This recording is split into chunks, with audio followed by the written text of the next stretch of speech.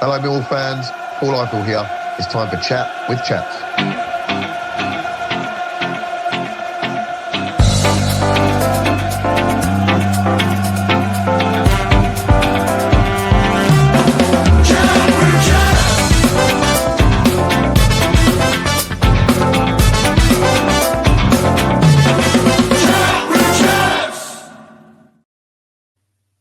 Hello, ladies and gents, and welcome back to another episode of Chat with Chaps. We've been a little bit absent recently. We've had a week or two off. Lots been going on as normal, so we'll cover off a little bit of that at the start. But we've been busy preparing for this. So this is going to be your, I guess it's like end of season review / next season preview. So I done one of these last year. And the idea is to basically go through it with data and stats, right? So yes, we all can look on the eye and we can make judgments and things like that. But what I like to try and do is use data where it can. So we're going to talk a little bit about the evolution of play under Alex Neil. We're going to talk a bit about the squad where we have opportunities. We're going to talk a bit about recruitment and where we think we need to go.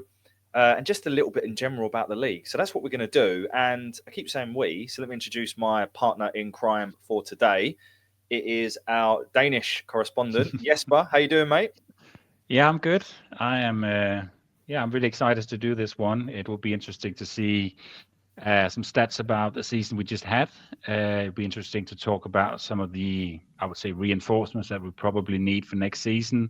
Potential outgoings, ingoings, etc. So really looking forward to this one.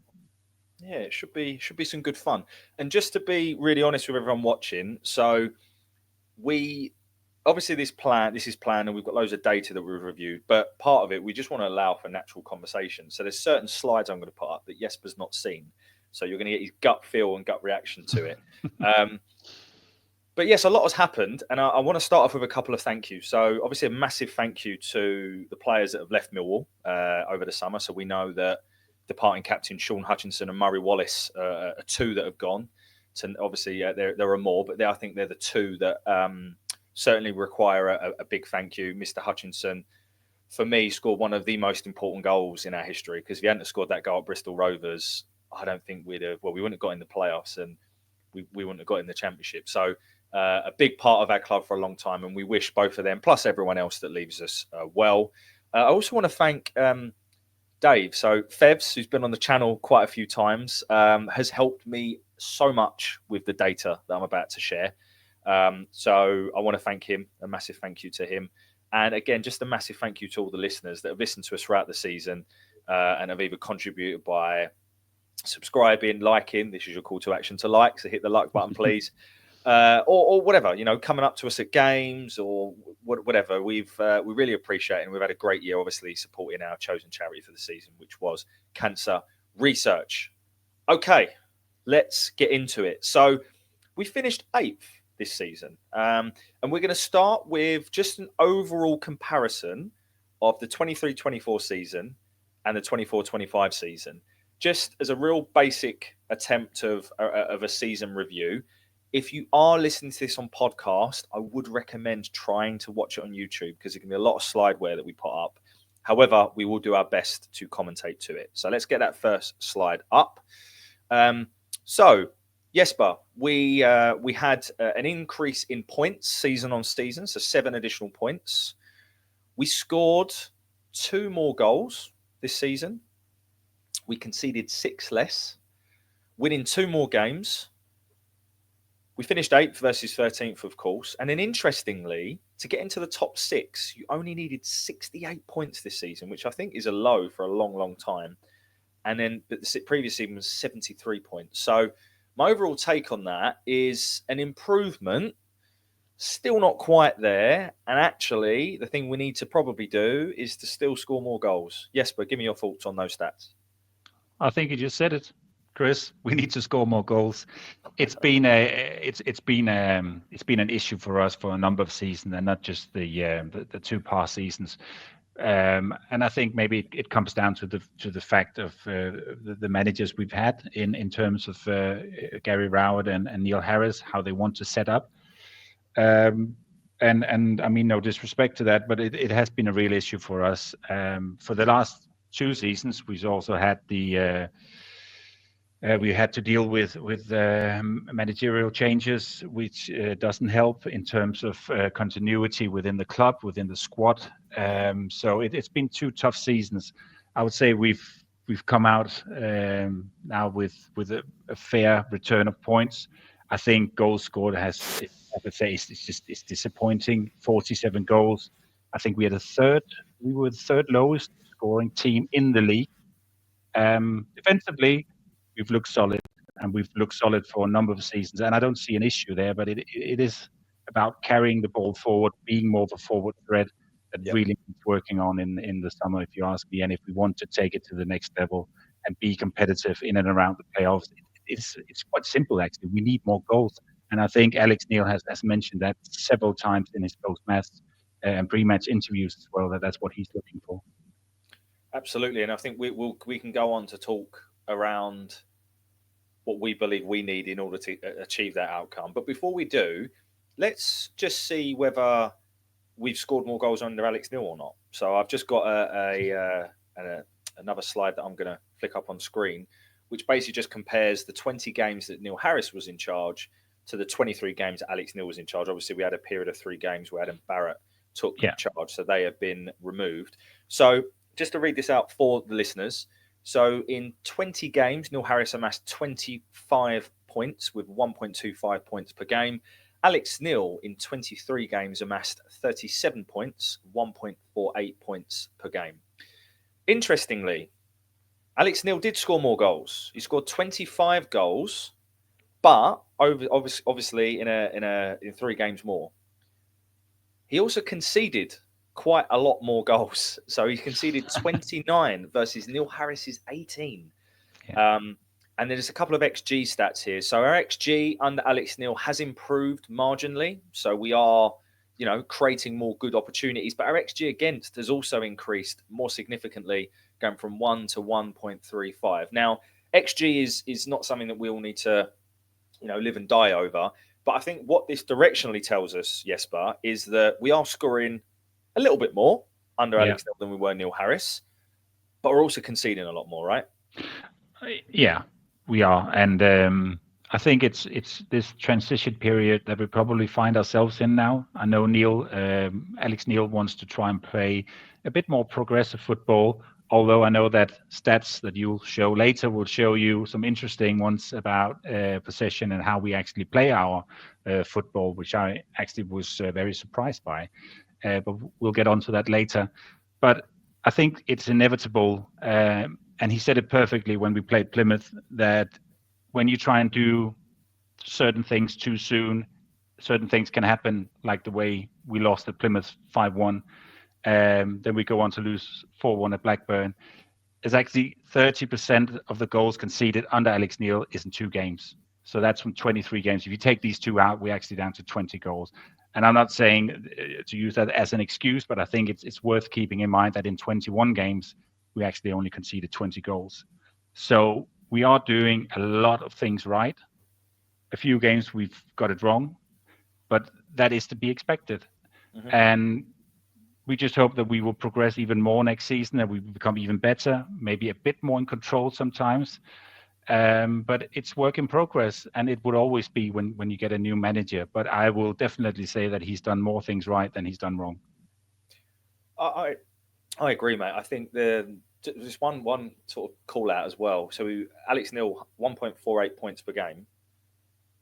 Over a course of 46 games, that gets you 68 points. How many points did you need to get into the playoffs this season? 68. So he was pretty much bang on the money in terms of form since he came in. I think that he's come in, he's been tasked with evolving the playing style, which he certainly has, and more so than I thought. And the data is going to prove that, as you said in a minute. That's one. Number 2, reducing the average age. He's been tasked with doing that, right? And embedding this new younger player. He's done that.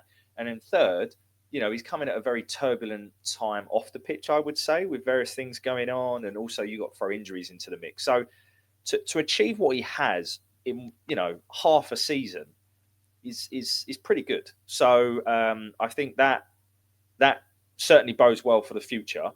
But let's pivot now to look at the stats. Now, we'll explain the screen, what we've got on screen here, guys, because there's a lot of information. But what we've looked at is all of the data that's available to us via Y-Scouts. This is where big thank you to Febs for helping us with this. We've got a number of data points here, and what they show is the percentage change, increase or decrease, under Alex Neil versus Neil Harris. So something's increased, in theory it's improved, although there's one anomaly that I'll touch on in a moment.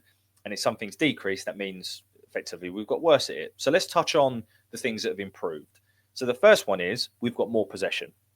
That's, I think, really important to call out. We've got more possession, and as part of that, we've got more passes.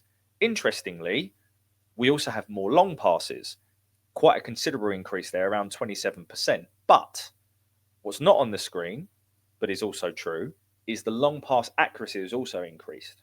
So therefore, yes, we might be playing the longer ball more, which I think is 25 meters or more for a long pass, for a high pass, and 45 meters or more for a flat pass. But what that shows us is we're being more effective and we're being more controlled with that type of passing. We scored more goals, which we touched on too. We've got higher XG, very slight increase in match tempo, so we're moving the ball quicker.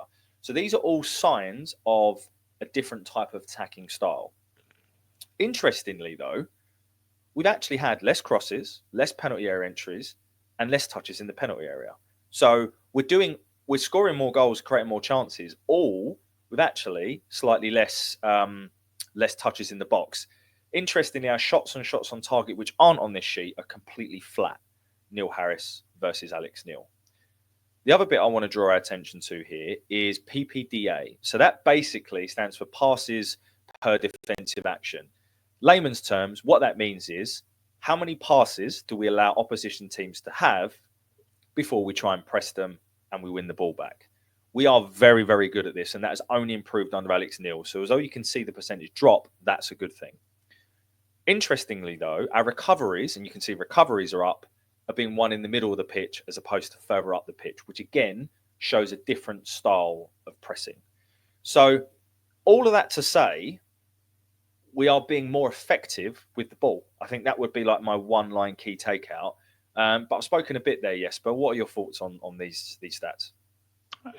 There are some, I think there are many positive ones here, especially as you say, we recover the ball further up the pitch, which is a very good thing.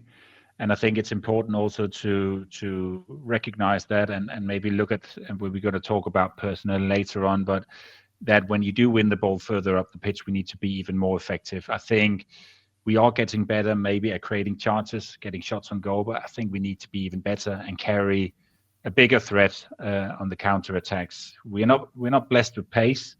Femi is one of them. I'm going to touch on one of the areas where I think we need a new player, but those are good stats, and I hope that they will continue into the. I think we starting to see players now in the team who can unlock defenses. I'm really excited to see what Femi, RBW, and Negley can do if they all line up together. I think that's what we all hope to see. So positivity, but still plenty of room for improvement going into pre-season and of course the next season. So yeah, a lot to get your head around. So I think, as Jesper and I have just alluded to, I think overall it's certainly positive, and that's playing out in the goals we're scoring on the pitch. I think we've certainly progressed our attacking play. You probably notice on the screen there that we have less counterattacks, but a lot more shots from counterattacks, which again can only come from just being more effective with the ball. And we've certainly seen that play out, although still a lot of opportunities for us to improve that further if we do want to get into the top six. Now, I'm now going to flick up essentially the inverse of that, which is what is the opposition stats and how have they changed under Alex Neil versus Neil Harris? Now, of course, we didn't play the same games, the same teams, so this just takes an average view of Neil Harris's tenure this season versus Alex Neil. So you've got to bear that in mind because obviously, as I said, we didn't play in the same games and you can never replicate it fully. But this is super interesting, right? So what this basically shows us is, other than the fact that we have more possession and more passes, almost everything else has actually got worse for us under Alex Neil from an opposition perspective. So we're conceding more goals. We are conceding more XG, more counterattacks, more touches in the penalty area, more crosses, more penalty area entries, more counterattacks that lead to shots. All of those things have actually increased under Alex Neil, which for me is a sign of how we are trying to evolve our playing style, because we are just simply more open. Now, I don't necessarily think that this is a huge bad thing. I just personally, until I got all this data down on a bit of paper, I didn't realize just how much these things had increased just from the eye test. I think the one that I had, and I'd really noticed it, and I've called out a lot in my post-match analysis, is that top one. So corners leading to shots. So the opposition having corners that lead to shots. This, to me, was bloody obvious from the eye test. We keep conceding chances from corners. I'm sure we've conceded quite a few more goals from corners. But, some amount of times I've said we've switched off with a short corner, or, like we've been beaten in the box, which just seemed un-Millwall-like. So that's something that certainly has got to be sorted out for next season. But Jesper, what's your gut take to these? Because I'll be honest, it really did surprise me when I saw it. Me too. I would say the top one, as you mentioned, I wouldn't say it's an easy fix, but it's something that can be fixed. And as you say, it's very un-Millwall-like to suddenly start conceding so many shots on target from set pieces. I know that this is from corners, but I would assume that, I don't know if it's also written on free kicks as well. But that needs to be improved, because it's our bread and butter and has been for, as far as I can remember, being a Millwall fan. So that's not good enough. I don't know if you can just put up the stats again, Chris, of just about. There you go. I'll just mention the recovery is high. Could, on the eye test, suggest that we are a bad football team, that we don't know how to play football. I don't think that's the case. I think it's, as you alluded to, is we're trying to play more football. That also means it's a bigger risk of losing the ball. And then obviously concede maybe a chance or a shot on target. So that also shows in the counterattacks and the touches in the penalty areas. But I think an interesting one is to look at the long passes, because the long passes to me suggest that we're also putting more teams under pressure now, which forces them to go long. And I think that's a good stat, that it has gone up. And recoveries again, I think it's due to our new style, that we're trying to play more, that we're not just lumping it forward, that we're not just trying to get down the channels. So as you say, I don't think this is necessarily a bad thing. There are certain elements that of course needs to be improved, because we don't want to turn over the ball that easily, and we don't want to give away shots from corners, etc. But there are hidden things behind these stats, and it's not just all negative the way that the stat might suggest it is. Agree. And I think that, I think my sort of overall stats can only tell you so much, right? And we don't want to get fixated on them. But I think if you combine those stats directionally with what we've seen on the pitch, I think what we can quite clearly see, and we can quite clearly say, is that there has been an evolved playing style that has led to us being more effective going forwards. It's led to us having more of the ball. We're playing slightly better football, I think, with the passes and the range of passes. But we are more open, because we are trying to play football a little bit more, dare I say it. And that's not to discredit anything that's happened before. I think it's just the way we want to change. And therefore, because of that, we are conceding more chances. And that is something that's going to be a real sweet spot for us next season. I think the one thing that I love, though, because this is going to lead us nicely on to the next part, but I'm just going to fit this up on screen again. Thanks, Fev, for this. And it's just a load of data, right? But the key takeout from this is, so this is PPDA. So this shows you, if you look down the left-hand side, you've got only 4 teams that rank higher for PPDA. So Swansea, Leeds, Burnley, Norwich. We are 5th in the table for PPDA. So what that basically means is, in terms of winning the ball back and pressing and forcing the other team into mistakes, we're 5th in the league. And that has been consistent pretty much the whole season. So whilst there has been things that have changed, One that hasn't is our work rate and our ability to win the ball back. It's just changed where we're winning the ball back. But that was really pleasing to me, Jesper, because I think, as we'll come on to the next bit, I did a SWOT analysis, bit of a geek, I know, but it's like, what else can, how else can we summarize it? But let's just whack that up on screen, because we are a hard-working team. Fact, right? That's something that hasn't changed. True. Yeah, we are. We can't put a finger on anyone's effort. I don't think we've been able to for a long time. So that is indeed, and it's I wouldn't say it's a rare trait nowadays, but it's an important trait to have, especially when the going gets tough sometimes in this league. That's why you get relegated sometimes if you don't have a hard-working team. So we really need to embrace that and make sure that we keep that. You mentioned attacking threat and widen set pieces.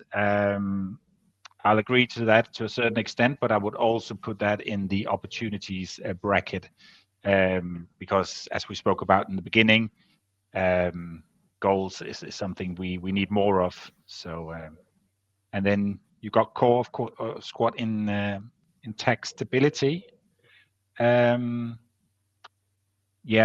is also something that we will probably touch on in terms of ingoings and outgoings. That players that we do have now, I think it's important that even though we want to build a new team with a new young players, etc., I think it's important to have these, not necessarily just Millwall players, but experienced championship players who knows how it is to play in this league, who can guide the younger kids, so to speak, and maybe the new players as well who haven't played in the league before.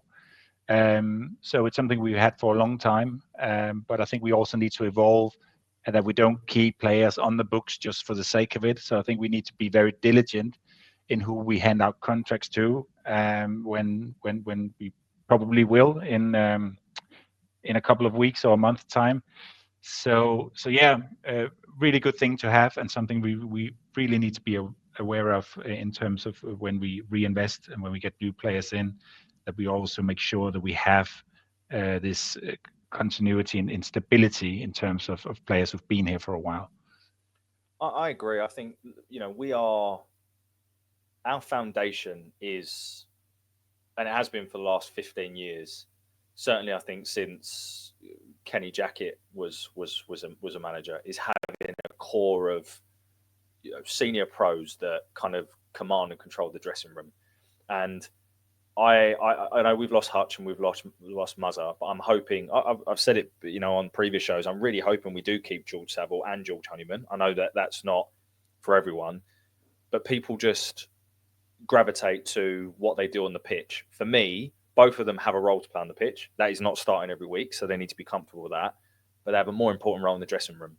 And you have to find a blend, and I think Alex Neil understands this, particularly if you look at teams he's managed in the past, like Preston. Yeah, you've got to have a blend of having a core leadership group within, dare I say it, some players that have got more technical ability that can complement that. And I think that's the kind of blend you need to get. So removing too much of that core squad, I think, is difficult. The stability piece as well is that, obviously, I know Andy Marshall is going out from a behind the scenes perspective in terms of coach, but hopefully we've got a manager and assistant manager that are going to stay.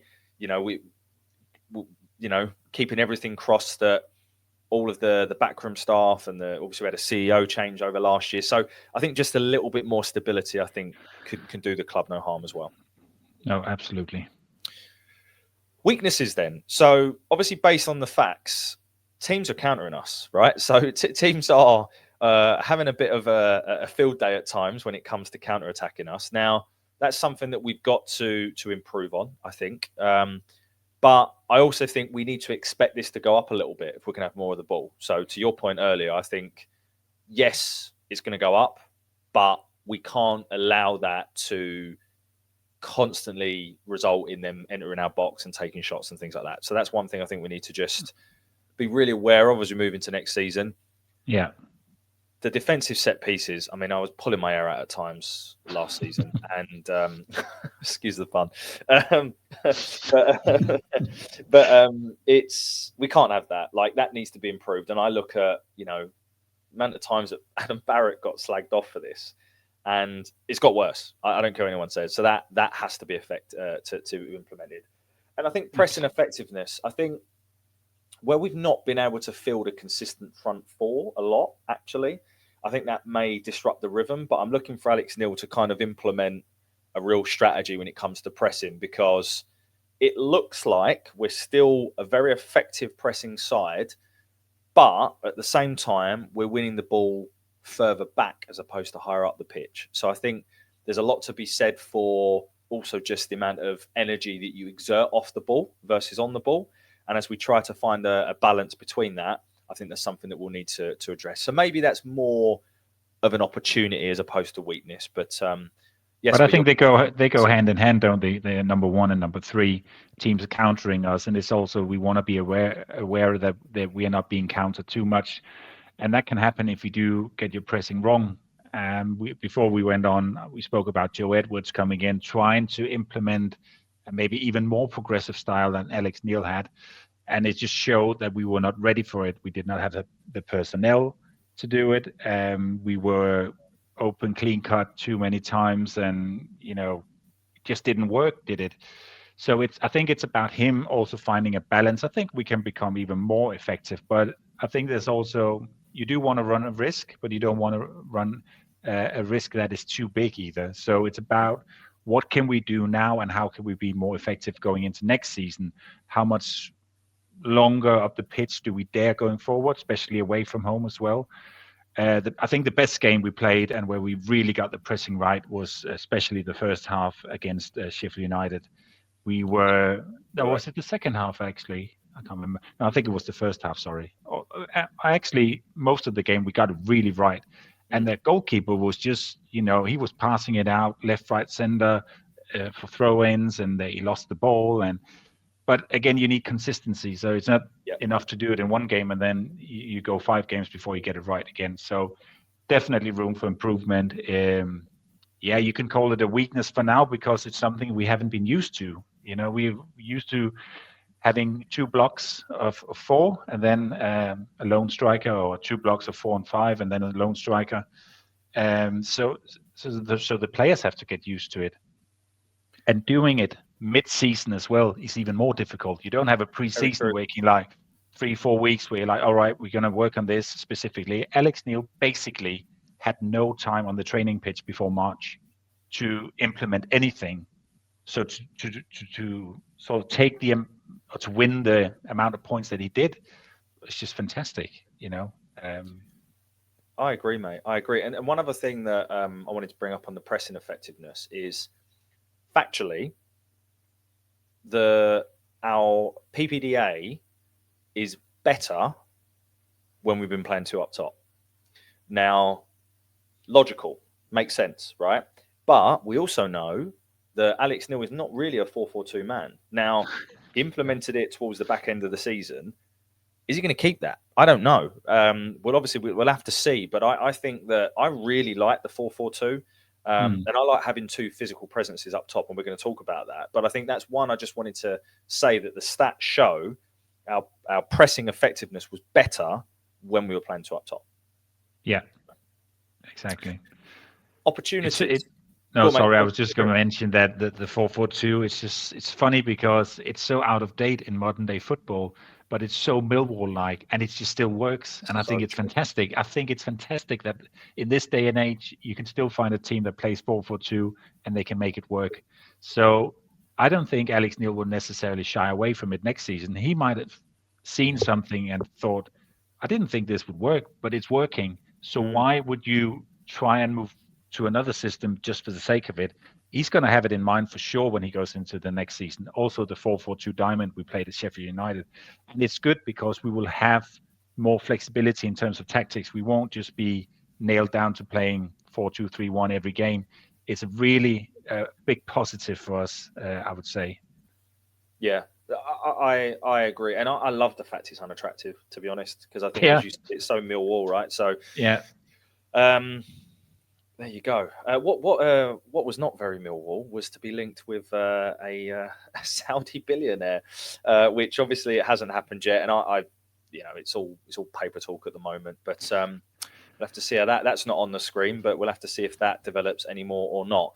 Opportunities, average age. So I think that another thing that Alex Neil has done factually has brought the average age down. Now, if you look at the high point in terms of age in the 23-24 season and the low point in the most recent season, there's up to 4-year difference between the average age of the 11 we're fielding. So it's not that consistently. It's only about a year's difference, but we can see that that's dropping. And there is a correlation between position in the league, in the championship, and having a younger average age. So, which I think is really interesting. So is that to do with the physical demands of it? I don't know, but that is certainly something that there is a correlation. So definitely an ongoing opportunity. The second one is having a fully fit squad. And I'd bolt onto this, having a full summer for Alex Neil to work with them. Because as you pointed out, he didn't really have any time on the pitch, right, on the training field. So I think having a fully fit squad, unfortunately, we know 2 players already that are not going to be fit in Lucas Jensen and Danny McNamara from the off. But nigh on a fully fit squad and having a lot more training time with them. And I think the third one, of course, is just recruitment. And we're going to go on to talk about areas that we believe we need to invest in. Jesper is actually, people don't know this, but he's actually related to Steve Gallen. Would you know? I'm joking, by the way, before anyone actually thinks that's true. But he's gone out and done some scouting, and we're going to go through those as well. That's coming up in a moment. But anything you want to add on to those opportunities, Jesper? Anything you want to talk about there? No, I think it's spot on. And having a fully fit squad is probably never going to happen. But the amount of injuries at the back end of last season was just, I was lost for words, in the end, because just before kickoff, before every game, it just seems like, oh yeah, we just lost him, and then we just lost him, and then he rolled his ankle, then he had a hamstring injury, etc. And I was just like, what is going on here? But it probably tells me that this league is so physically demanding, and it's so important to have a squad of good players. And we will go on to this probably when we go to the scouting section, in terms of we don't just need just one good player for every position, and then we need substitutes. We need proper competition. We need, someone who can really threaten Femi Azize's place, someone who can even threaten Tanganga's place, because that's how you create a strong team. We can't have that suddenly Tanganga and then Mihailo and Femi is out, and then suddenly we can't defend and we can't score. It's so important also to rest players and not just not play them when they're only injured or suspended. So really a key area that we hire the standard in the team as well, as much as having a fully fit squad. And I actually think there was a period, and it wasn't a lot, but where we were able to field like Aziz, but then we could have Negley on the bench. Like, just, there was a really short period where we had that. And I think you're absolutely right. That's crucial. And I'm going to come on to that with my threats, because I'm going to start bottom upwards there in terms of championship standards. Now, we're going to talk about that in a minute. But regardless of whether we think the standard of the league has gone up or down, you cannot rest on your laurels in this league. There are teams like Luton that have a very good group of players that you can get relegated. And that is something that if anyone listening to this thinks, oh my God, you're being pessimistic, I'm not. I'm just being realistic. Anyone could go down in this league. It is that every single season we see the points being sandwiched more and more and more. 6 to 8 points to get into the playoffs. So I think that we cannot rest on our laurels. And whilst this analysis is very much on the field, if you'd like us to do one in terms of all round of the club, let us know in the comments and maybe we can do that. But hopefully we have a little bit of money to spend. Mr. Berrison, I know that you listen, so hopefully you are. And my ask to you will be, please, let's not rest on our laurels. I am very thankful and grateful for the money that they continue to put into our club. And I, for one, would love to see them remain as the owners of our club. I certainly, we've had massive debates on that, Jesper, haven't we, in the group chat? Yeah, we have. I think we have. I've rambled a little bit there, but what I want to say is we cannot rest on our laurels. So threats, championship standards touched on, outgoings. Now, we don't know what players will end up leaving us. Obviously, we had Fleming the season before. We had SA last season in terms of players that are moving on from us. Is it going to be one this season? As our strategy, as we know, it is to become a better selling club. Fact, it is, right? So Yeah. are they going to be the outgoings? The obvious one, of course, on top of the players that are out of contract, is Tanganga. Will he be here? Will he not? So I think that is always a threat. And it is a testament that other clubs want our players. That is a testament to the job being done, right? Yeah. And then finally, I'll come to you, mate, is the tactical evolution. So as we've looked through the stats, and as I said, I don't want to get hung up on analysis paralysis, right? That's not what this is about. But it's trying to give an informed opinion that backs up the eye test. The eye test shows we are evolving tactically. We're playing more football. We're having more of the ball. We're creating better quality chances. We're scoring more goals, but we're more open with it. Now, to get that tactical evolution right, and I do believe Alex Neil is the right man for it, it is a fine balance. And it could go horribly right, could go horribly wrong. So that's why I put it in as a threat. Yeah. Jesper, give me your thoughts on that, mate. No, you're right. But I think it alludes to what I just said earlier about having a better squad as well, having better footballers. If we want to play, I don't know, I don't even know what you would call Alex Neil's style of play, but just say more progressive. You need players who can carry the ball better. You need players who can open up the play better. We've had for a long time some, let's just call them a bit old school footballers in terms of our defenders as well. They were not blessed with possession skills and passing skills, but they were very good at everything defensively. But again, we have to take it step by step, and we will make mistakes.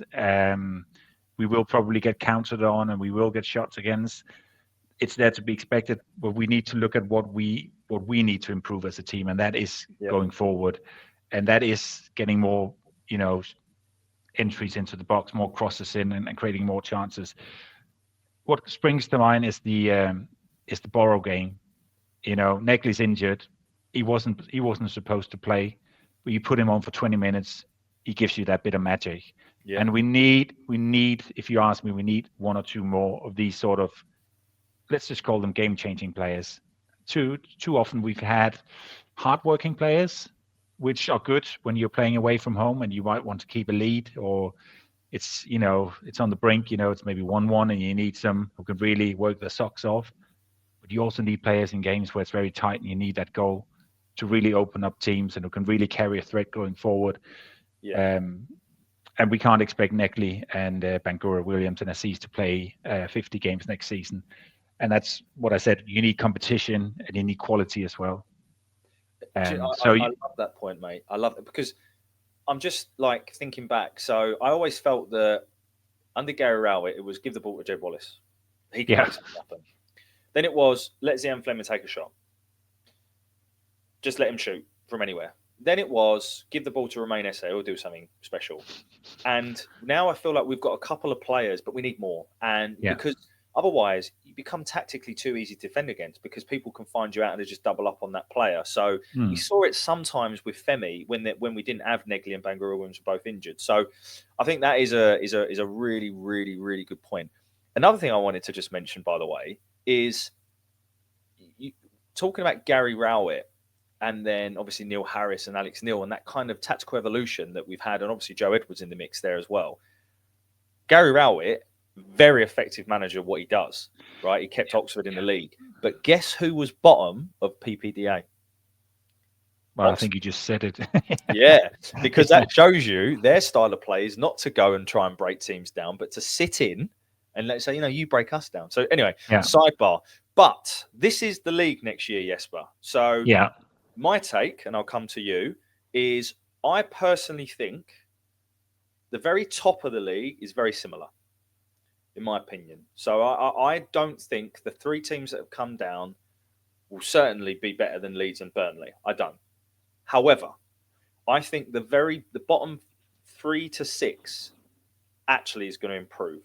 And I just think everything's going to condense even more, which is why I think, again, obviously trying to be optimistic, but I guess what I'm saying here is that I think anyone could go down because Birmingham and Wrexham, they've both got quite a bit of money and they can come up, and with the FFP rules, they can lose up to 39 million over 3 years, so they can give it a right good go. I think they're going to be better than the teams that have come up. I'm not just saying, sorry, that went down. I'm not just saying this because I don't like them, but No. I actually think the standard of playoffs in League One was awful, and I actually think Charlton looked like a poor side. I think they're going to have to invest, and that's not me being biased. I genuinely would say that if anyone else had come up, and then arguably you've got the teams that are coming down with all different types of challenges, right? So you've got Ipswich, who I think will keep majority of their squad, but Liam Delap will go, and I think it's how do they replace him? Southampton, I personally believe have the best squad, but they didn't get their managerial appointments right, and now I think they're going for Will Steele, who is an unknown quantity in this league. And then finally, Leicester. I don't actually think Leicester's playing squad is that good. I don't think they really improved it much from when they went up last time. So all that to say, it's going to be a tough league next season. There's always a couple of surprises with the types of managerial and owners that we have in the league. But I think the bottom's going to get squeezed even more. So no one is above going down. And that's why it's really important for us not to rest on our laurels. But Jesper, give us your thoughts on the league next season, mate. I think as you said, it might become a bit stronger. But we also know that the teams usually coming down from the Premier League, they will lose a lot of their players. They want to move on to new pastures, whether that will be in the Premier League or in Europe somewhere. Usually they will lose, let's just say 5-6 of their best players. Well, here's some of the players as well, mate. I've just whacked up on screen. Right. Okay. Okay. Ipswich. I wouldn't say these are major players to lose. I can't really just spot Leicester anywhere. Leicester, Jamie Vardy, obviously. Jamie Vardy, Daniel Everson. Yeah. And then Southampton, Carl Walker-Peters. I think he's a really crucial player for them. Lallana and Lumley, not so much. Then the question is, will Leicester replace their manager? I'm not sure if Ruud van Nistelrooy is still in charge. I apologise if he's already been sacked. I'm not sure he has, but Russell Martin's been linked with them, hasn't he? I think. Well, and he will probably do well in the Championship. But will it be one of them? When I just read about Leeds having Daniel Farke, who's gotten Norwich out, now Leeds as well out of the Championship, and straight after promotion, it was rumored that he was not going to continue because the board, or there were rumors that the board did not think that he could survive with Leeds in the Premier League. Just tells you a lot about not just expectations, but the levels in the Premier League. But it's just strange, that you're having such a good season and then immediately after you're being doubted whether you can cut it in the Premiership or not. So that would be very interesting. Straight away, just chucked under the bus. But I think I wouldn't be too worried about the teams coming down. Just look at Luton. They could have, they should have had some parachute money as well. I know that they probably saved some of that for their new stadium, etc. But they should never have gone down. If we just look at the table and look at the clubs and economy, but they did. And as you say, that I think it's also a lot down to boards who's running the clubs, who will be in charge of the teams. I think as much as a foreign manager could be very interesting, it's also a big risk. And we saw that with Hull last season when they appointed the German guy. We saw it with Plymouth, who ended up going down with this Bosnian. I'm not saying that was his fault because we're in the bottom already. I just think we're in very safe hands with Alex Neil. He knows this league. He's gotten out of this league before. I think we can just go about our business, slowly and steady. And we should just focus on ourselves here. Bringing in a couple of players will be key, of course. But I think, there's no reason why we can't compete next season. I'm not looking at the squads for next season and thinking it's going to be even tougher. I think it's going to be just as tough. It will. But there will be surprises in the top 6, in the bottom 3 as well. And for once, I doubt that we will be down in the bottom. Touch wood that we can have a steady preseason, bringing in some decent players. Maybe some of the younger players we brought in last season might be ready to take the step up. I'm full of positivity, of course. We're going to come on to that in terms of goalkeeper. It's a bit worrying that Lucas is only back in December, but that's the name of the game. It can happen, and we need to get on with that. But besides that, I think I think we'll be in a good place. Come start of the next season. Always the optimist, Jesper. Love it. Okay. Always the Let's talk about the players that we have in the building then. So I'm gonna show you two views. And again, I don't think you've seen these, and I've deliberately done it for your kind of gut reaction. So this, and I might have it wrong, so someone might be shouting at the screen, where's this player, blah, blah, blah. But like I've gone with basically my view on what is a first team squad. And these are players that are either training with the first team squad regularly, or they're on the Millwall website on the first team squad. This is my opinion of the first team squad, right? So yeah, I've also highlighted in a different color Sav and Honeyman because they've been offered contracts, haven't signed them yet. So that's why they're both in yellow.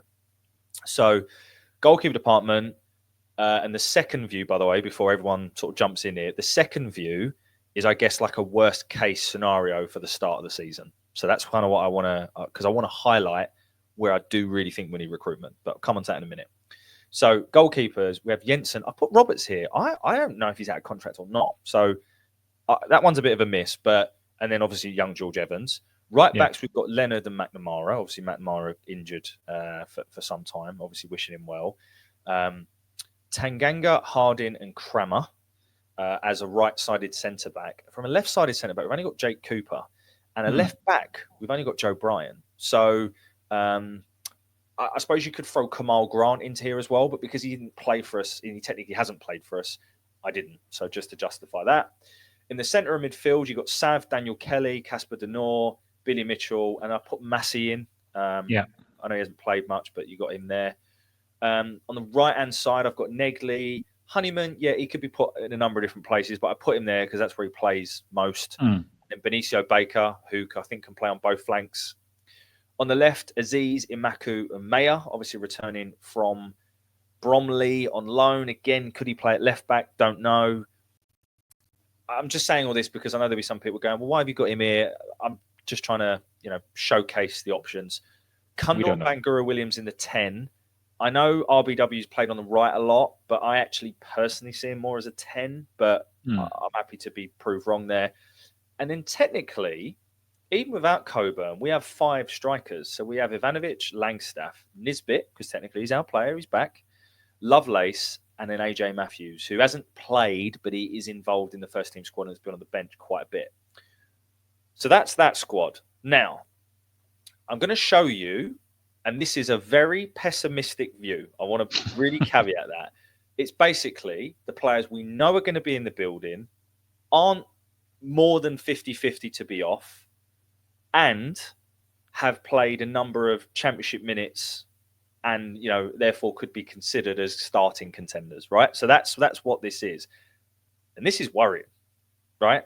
So I have highlighted in yellow players that I think, in my opinion, right now, and of what I have seen, can start in the championship if we want to be a top 6 side next season. I don't think we have a goalkeeper. Roberts, you could argue, but I don't know if he's going to be here. So technically, I've kind of put him there. He's AWOL at the moment. Obviously, when I say AWOL, not actually at the club, but I mean, we don't know what's going on with him, right? Back 4, Joe Bryan, yes. Jake Cooper, yes. Kramer, yes. Harding, for me, great squad player. Don't want him starting every week. No. Ryan Leonard, I think he can be. Danny Mack won't be fit. So you've got a back 4. That's it. In the centre of the park, assuming that, again, worst case, Seb doesn't stay. You've only got Mitchell and Denor as players that have played regularly at this level. Wingers, for me, in terms that can start at this level, you've got Aziz and Negley. Again, assuming that Honeyman doesn't stay. I think Kundal and Bangura Williams, Kundal's form needs to improve. I think that's an opportunity. I think he needs to get better. And where do you fit him in? Bangura Williams, absolutely. And then you've got Ivanovic. Could you say that Langstaff is proven at this level now? I don't think he is. So you barely get 11 players there. So this is an extreme view, right? And I know that. But what I'm trying to say is this is how quickly a squad that in certain areas looks inflated. I've obviously assumed in here that Tanganga leaves as well, by the way, which I think is at least 50-50. This squad needs investment, this view. Yeah. Yes, but I didn't show you this before the show. Give me your gut reaction to this. This is a pessimistic view, and I get that. But I think if we have to look at it sort of in an optimistic way, if you just put on the second slide again with if we had potential outgoings, if Saf and Honeyman doesn't stay, then if you can just move to the second slide again. There you go. It's still Imaku, Mayer, Kelly, Massey, Baker, Lovelace, Matthews, all sort of the players that the club wanted to bring in last summer. So as much as they don't have many minutes, and I think there's divided opinions about Imaku, about his potential, his consistency or lack of, these are the sort of players that you wanted to bring in. So it's also a matter of how much have they grown in a year? Are they ready for first team football? Let's just say it. Does Alex Neil have the balls to put them out there? Because sometimes it's also a matter of, do you sink or swim? Or is it a matter of, do we loan these players out? So I'm really, really excited to see who will be in and around the squad and how far they've progressed. And as you say with Mayer, did we loan him out deliberately for him to play left back? Because I think it's quite a funny coincidence that he played left back more or less every game for Bromley. Surely that must have been sort of agreed with the club that this is where we're going to play him. Yep. I would hardly assume that a club would loan, let's just say, a striker out and suddenly he's playing right mid. Then you would probably call him back, wouldn't you, if you can? So I think there could have been an idea of doing that and see how would he fare in League Two as a left back, and I think he's done okay-ish. I don't actually have his stats, but but if you look at stats and championship experience, there's not a lot of it, and there's not a lot of players who've played a lot of competitive football there. I agree with that. So it's about, again, finding a mix, and as you said, making sure that we have the likes of Honeyman and Saf in the building.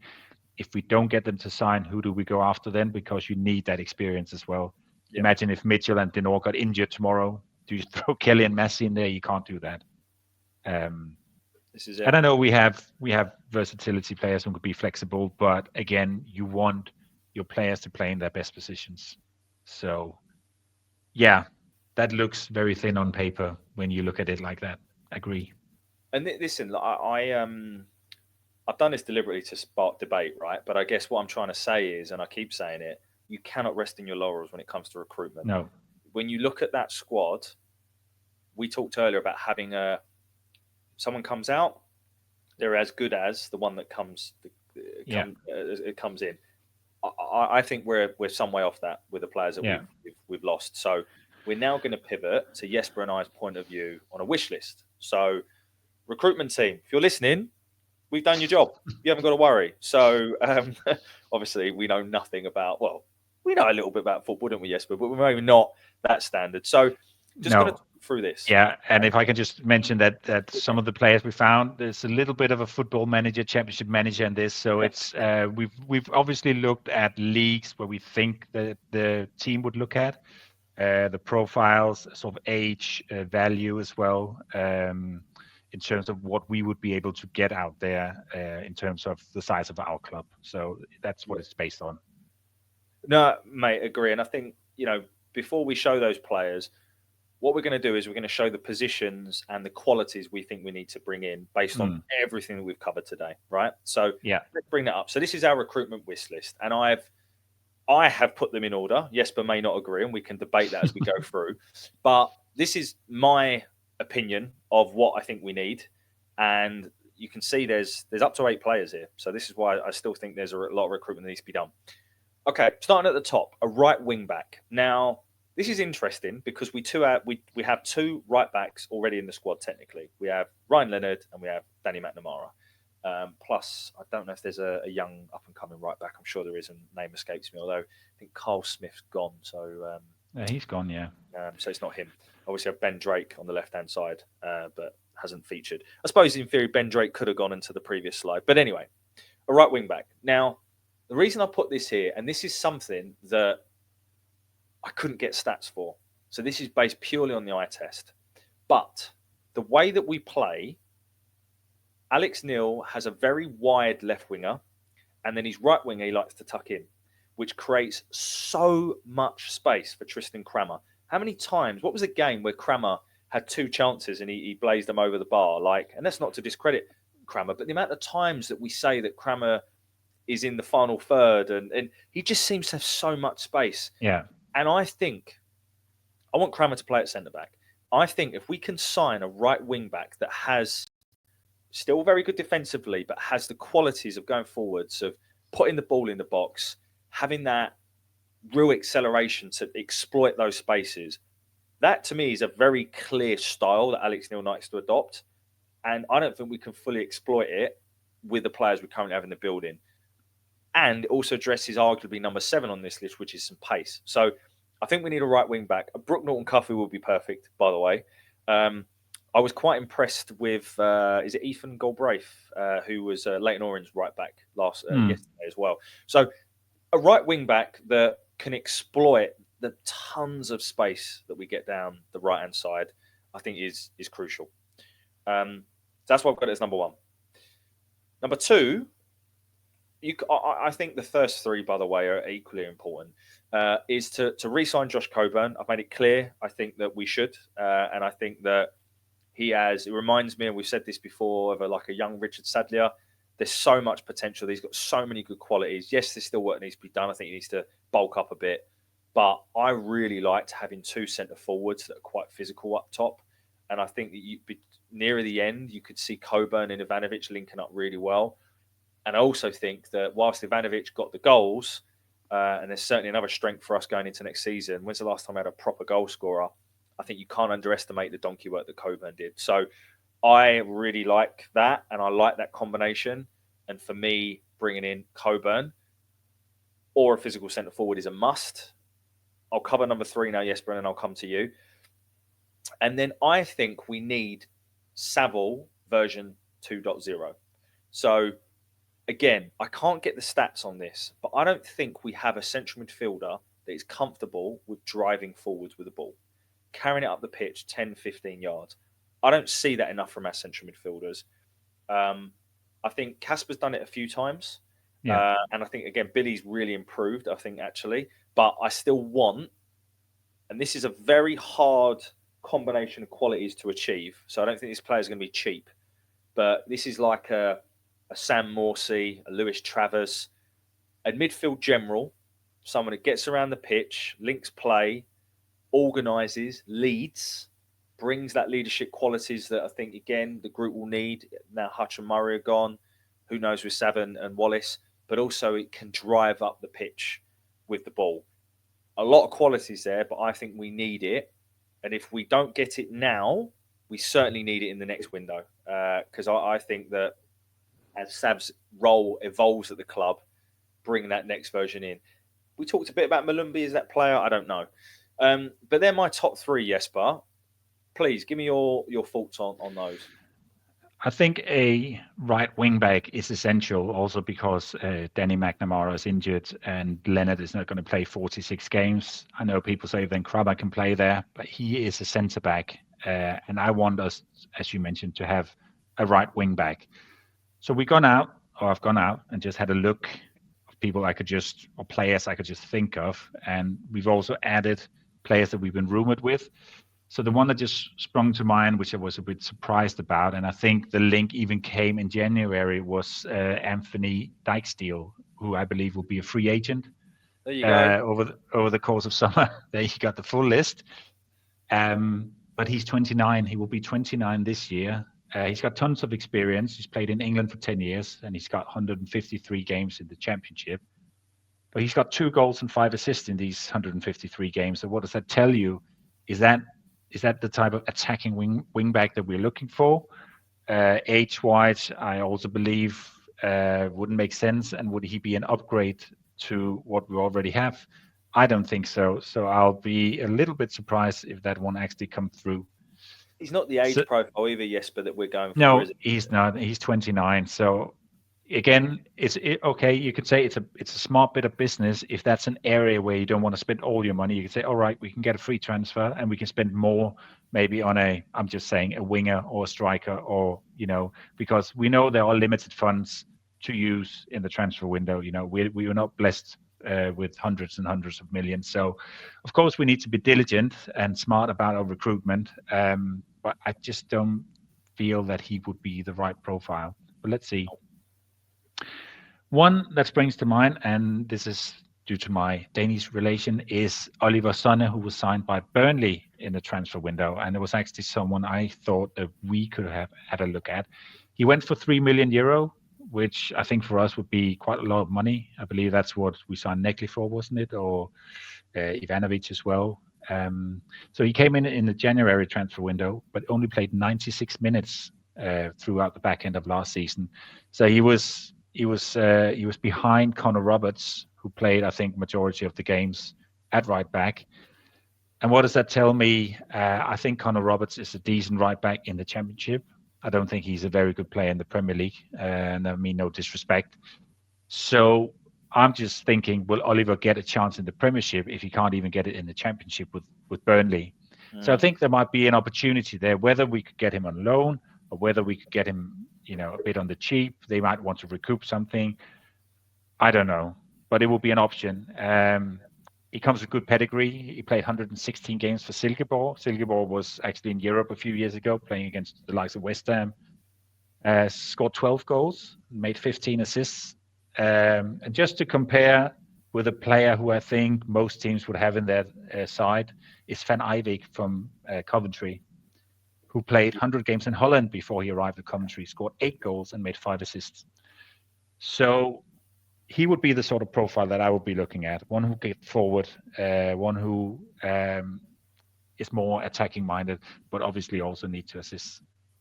So that would be my right back there, Chris. Okay, nice. I'm going to come back to your Burnley example in a moment, actually. Just before we go back, do you want to touch on number 8, Yusuf Salek? Yes. Because we talked about a physical centre forward. If we can't get Coburn, would Salek be a good alternative? I think so.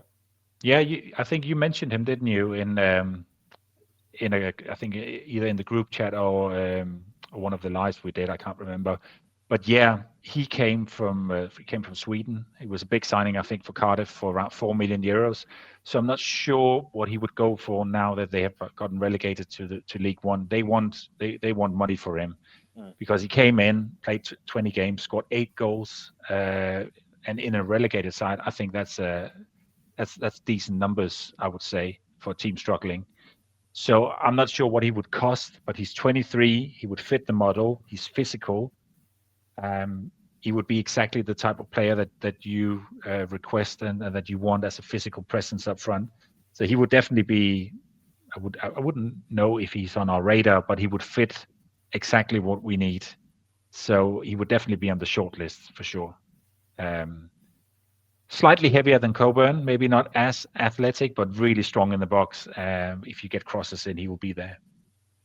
And do you know what I would probably take? I know they've gone down, but I would probably take Carlton Morris and maybe even Elijah Adebayo. Like Carlton Morris, to me, the type of player he is, he's a Millwall player. Like he is. He's an animal to play against. And he didn't have the best of seasons last year. But I think, and again, maybe not the right age profile, but I would take him. I really would as a physical centre forward. Let's move on to the last sort. So they're the top 3, and then there's 4 to 8, and I'm going to cover these quite quickly because I'm conscious we're going over an hour now. So left back for me, it's Zach Sturge. So of course this goes down to whether he wants to be part of it. But for me, if I'm Zach, and we can, pay him what we need to, we're the right club. And I'll tell you why.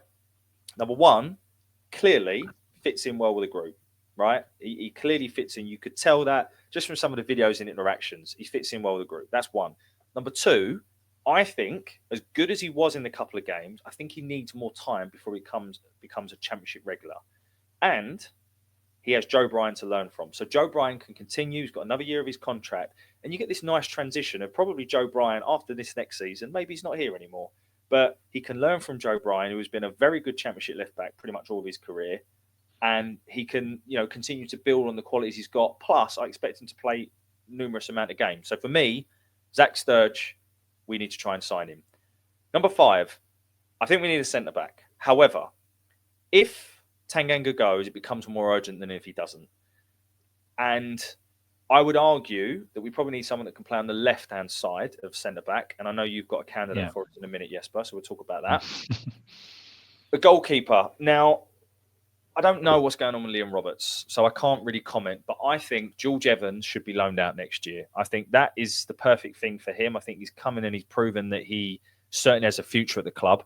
But I think he needs to play every game. I think him going back to the bench or him playing in under-21s again is no good. I think he needs to go out to League One and play. So I think we need a goalkeeper on loan at least until Lucas is fit. And then 7 and 8, you could kind of bundle, but I don't know. But I think it's just around having a bit more pace in the side. And maybe we have it in Benicio, Baker and Lovelace and we just haven't seen it.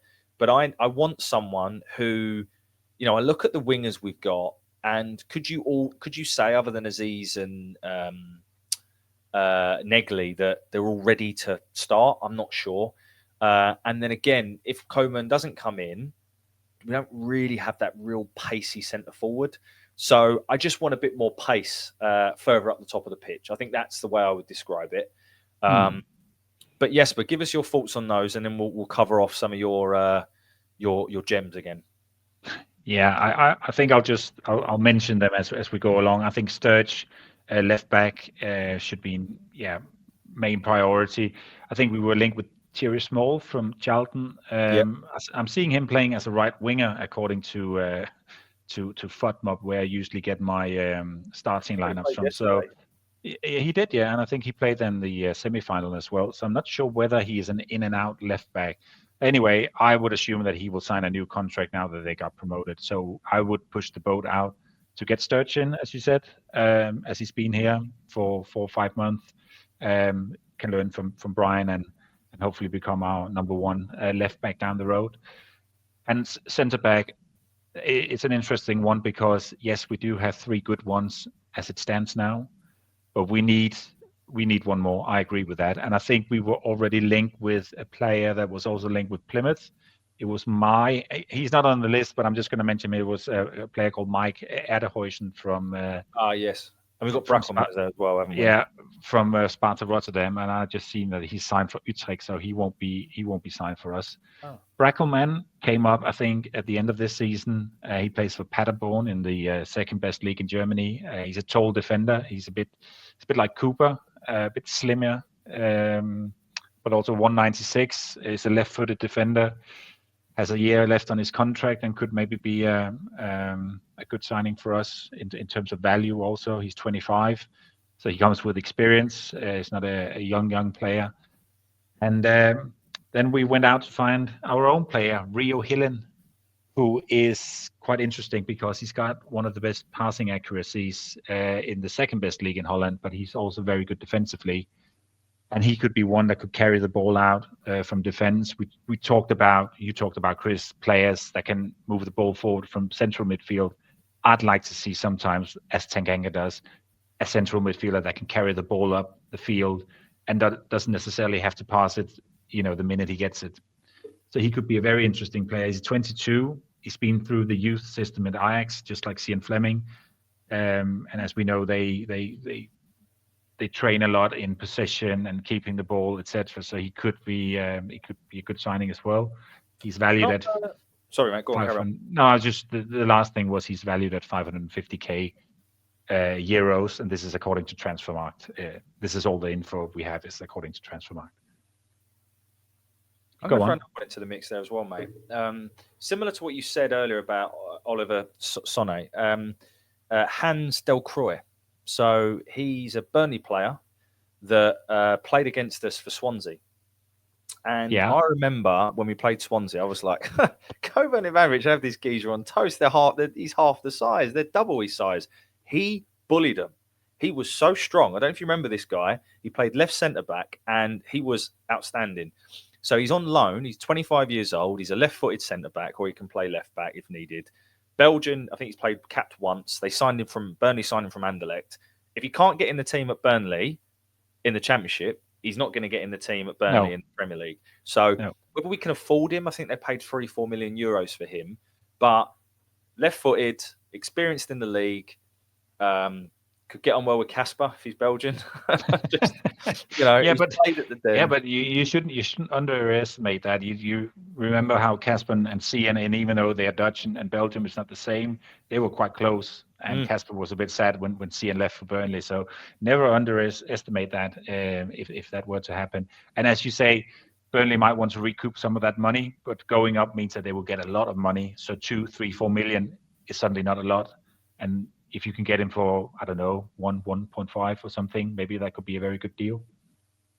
Yeah, I was really impressed with him. There's not many players that I walk off from a game thinking that they really impressed me, and they're players that I think could be accessible to us. Obviously sometimes in the Championship there's players that shouldn't really be at this level, but yeah, he was one. And there was a few playing for Leyton Orient yesterday that really impressed me in the game against Charlton. But I digress.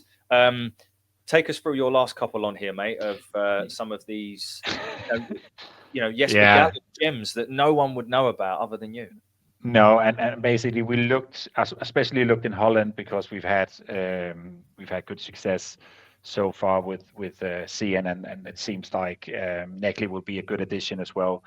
And we went to the second best league because that's where some of these second teams, these Ajax, Feyenoord, AZ Alkmaar, they have these teams called young teams, and it's basically their second teams, but it's still the second best league. And this guy scored 15 goals in 30 games, and he plays on the left wing. His name is Rosangelo Dahl. He's played on the under-20s for the Netherlands as well. And what is interesting to me is he's got very good stats. He scores a lot of goals. He seems very pacey. He's got some of the same qualities as Connolly had. And that's one area where I want us to improve. I think Connolly leaving is not a bad thing because he had his issues, and hopefully he will find his way. But the qualities he brought in terms of close control, technique, and what he could do for the team was something we hadn't seen in a long time. And this guy here possesses exactly that. And he's 21, which to me suggests that if you're 21, you should be in and around the first team. And there could be various reasons why he's not. But it's an interesting one. He's valued at 600k. Could be a good time for him to move on. And if we're looking towards Holland, maybe we could look at this guy. Good speed and can create chances. Jaden Adai plays on the. He plays for the same team, but he's a couple of years younger, and he was actually rumored that Manchester United were looking at him, and he's valued at 1.5. Might be slightly different to get, but again, is one who's played in the second team mostly, then got promoted to the first team in AZ Alkmaar this year. But looks very lively, close control, very good technique, and could be a very useful addition as well at the right price. And the last one, this couldn't be more Championship manager, but this is from Italy, and I've only added him because he's had some really good stats in Serie B, so it's not the best league again. It's the second best because I think that's, if we have to be realistic, that's where we could get some players. Of course, cultural wise, Italy is a different country to Holland. Not many of them speak very good English, and that can always be a challenge. But we've seen Watford in the past, with their owners bringing in Italian players, good players, when they got promoted, and they had Gianfranco Sola in charge. We saw Chelsea in the 90s doing the same thing.